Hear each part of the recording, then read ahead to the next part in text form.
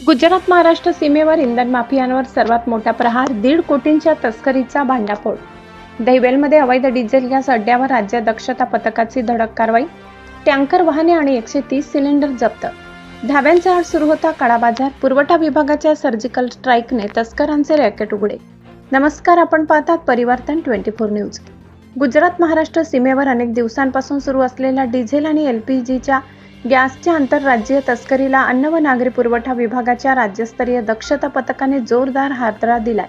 धुळे-सुरत महामार्गावरील दहिवेल परिसरात सुरू असलेल्या अवैध इंधन अड्ड्यावर टाकलेल्या नियोजनबद्ध छाप्यात तब्बल 1,55,95,114 रुपयाचा मुद्देमाल जप्त करण्यात आलाय. या कारवाईमुळे सीमेवर कार्यरत असलेल्या इंधन माफियांचे मोठे रॅकेट उघडकीस आले असून तस्करांमध्ये एकच खळबळ उडाली आहे. राज्य दक्षता पथकाचे प्रमुख चंद्रकांत डांगे यांना मिळालेल्या गुप्त माहितीच्या आधारे ही कारवाई करण्यात आली. छाप्यात 17.420 मेट्रिक टन LPG गॅसने भरलेला टँकर, 35,000 लिटर डिझेलचा साठा, बोलेरो, पिकअप, आयशर ट्रक आणि 130 व्यावसायिक गॅस सिलेंडर जप्त करण्यात आले. जप्त करण्यात आलेला हा साठा महाराष्ट्रातील विविध जिल्ह्यात काळ्या बाजारातून विक्रीसाठी पाठवण्यात येणार असल्याचा संशय व्यक्त केला जात आहे. तपासादरम्यान समोर आलेल्या माहितीनुसार धाब्यांच्या मागील बाजूस अत्यंत गुप्तपणे हा अवैध अड्डा उभारण्यात आला होता.